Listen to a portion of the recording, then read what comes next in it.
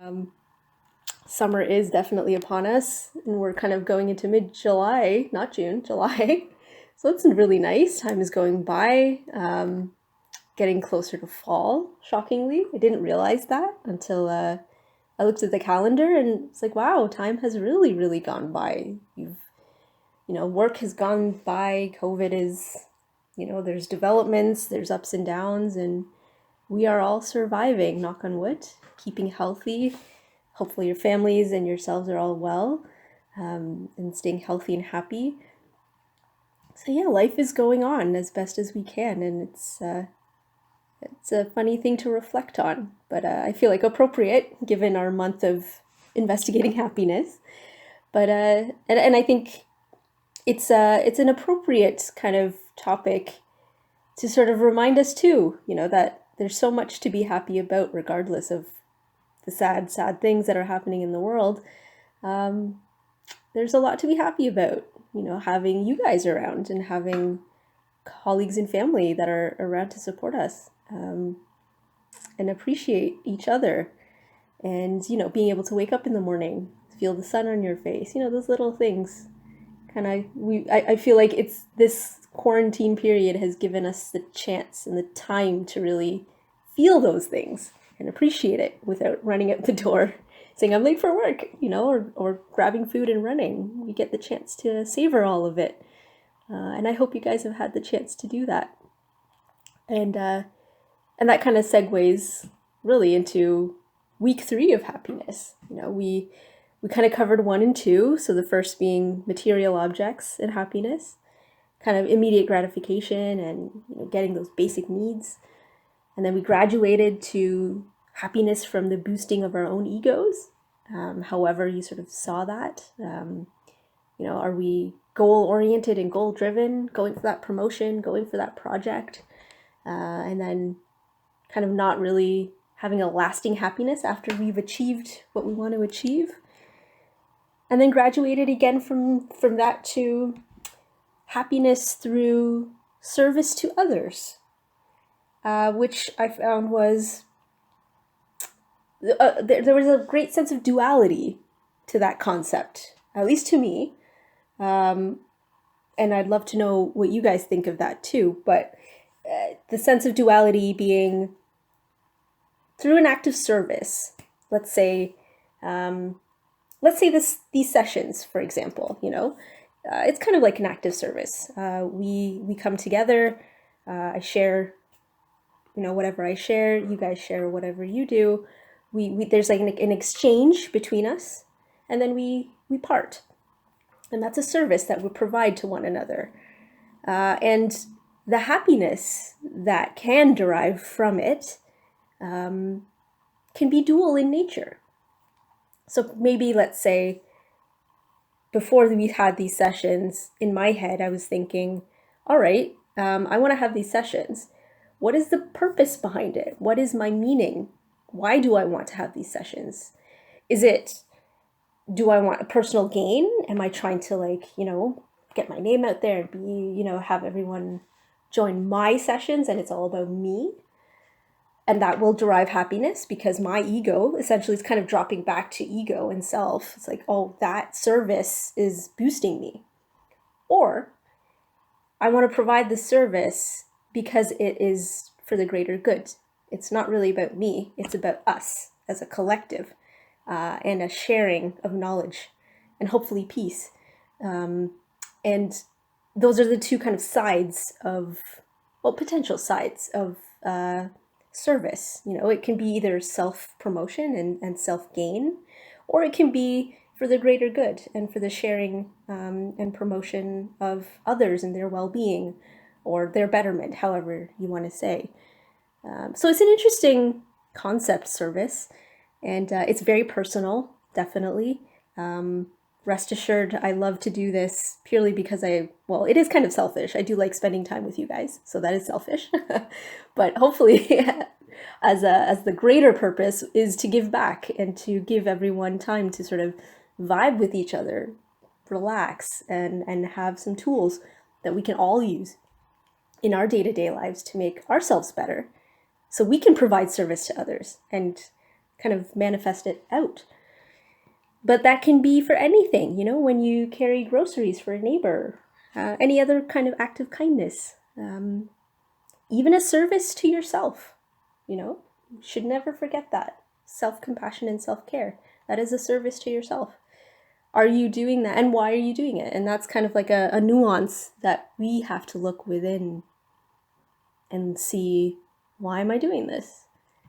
And where's this happiness deriving from?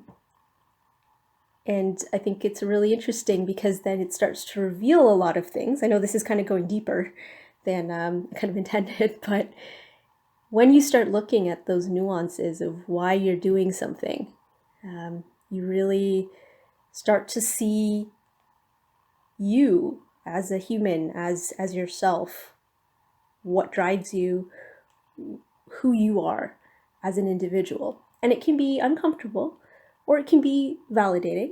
It depends on how much self-work you've done on yourself. But it's an interesting review, like looking in a mirror. You really get to know yourself. And happiness is definitely something not many people realize, but can really highlight you as a person and your intentions and your drive, etc. Where all of that stems from. Is it purely selfish? Is it to help others, etc.? A combination of both. And there's no right or wrong. There's no good or bad. We as humans are all, very, very complex. We have a blend of the masculine and feminine, of the good and the bad, however you want to define good and bad. So it's a blend, and there's no right or wrong answer to that. So if you do investigate, don't feel bad about anything that you discover, because that is you, and that makes you unique, and why we all appreciate you. So it's never a bad thing, but it is a good thing to sort of investigate and see. You've graduated from finding the basic needs. You have food, I hope, and a safe place to live, clothes on your back, all the way now to service to others.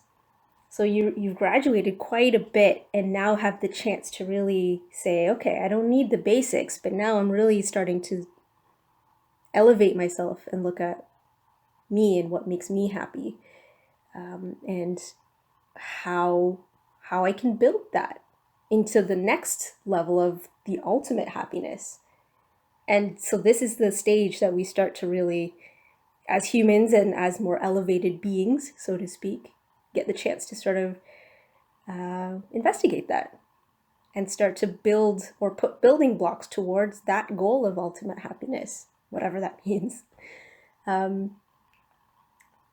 then sessions, or not sessions, but like practices like the mountain can really help with that. Let me describe the mountain then for anyone that wasn't here last week. But the mountain is a practice, kind of came up in my head, but please feel free to adjust as necessary.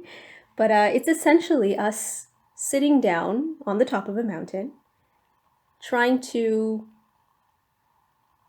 fill ourselves with that feeling of happiness.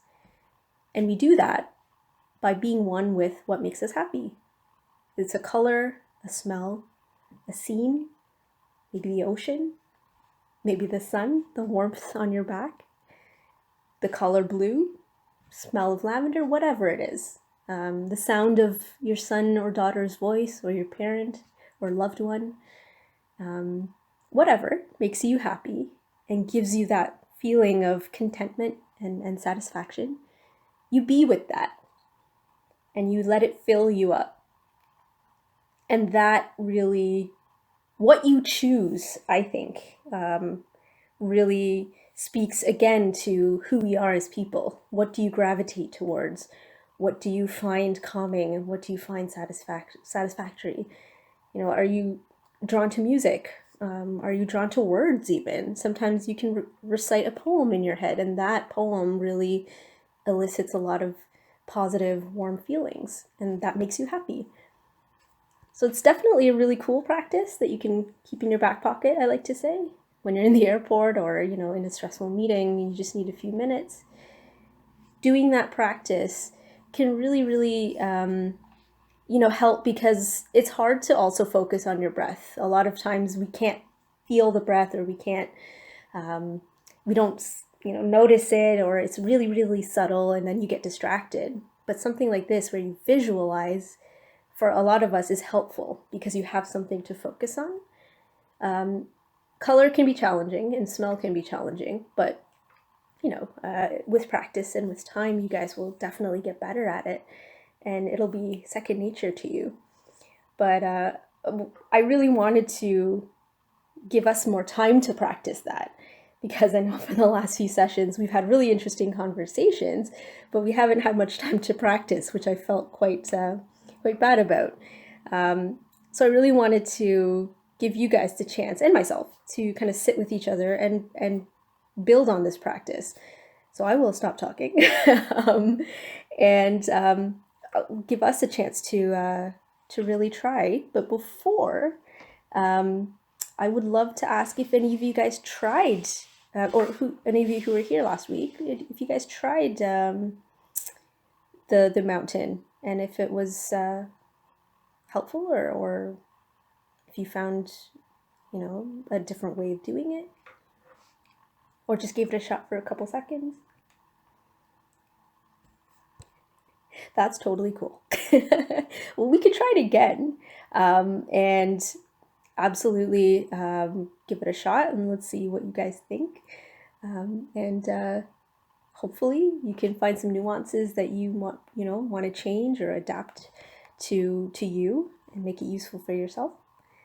So yeah, and thank you, Mamta, for Ubuntu. I did not know about that, and that's really super interesting. And if you would like to have a comfortable kind of position in your chair, cross-legged, however you'd like to. This practice, you don't need to have a proper posture, etc. Whatever's comfortable, even if you're standing. Just be careful. But yeah, please feel free to sit as you wish.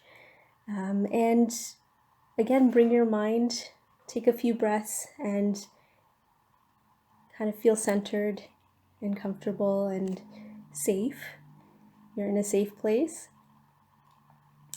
And when you feel ready, start to visualize a mountain, snow-capped, grassy Swiss fields, however you like the Rocky Mountains, whatever makes you happy.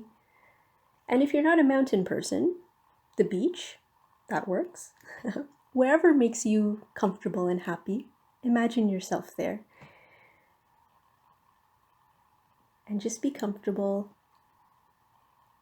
and imagine the scenery, soft breeze. If you're by the ocean, sound of the waves. And if you're on the mountain, maybe the bells of the cows, the warmth of the sun on your face.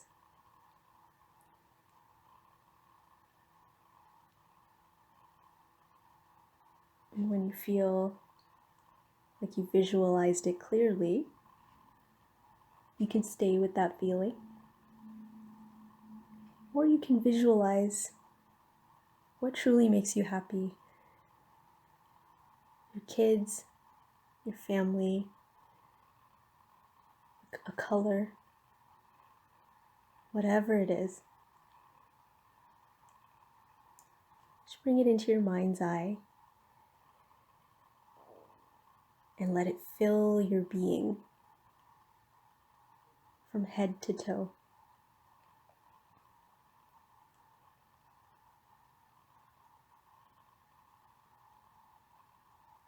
Let the happiness be like a little light. It goes into all the crevices and nooks and crannies.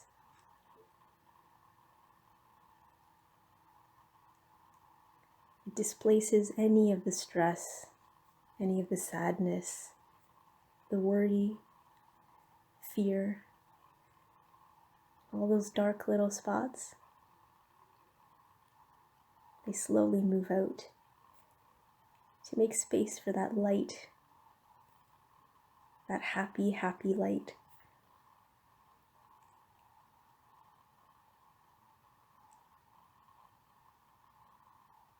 And stay with that feeling for as long as you can. And as you enjoy that happy feeling, I want you to slowly try to very gently say thank you to your mountaintop or your beautiful beach. Keep that feeling with you and bring your focus back to your breathing, your tummy or your nose.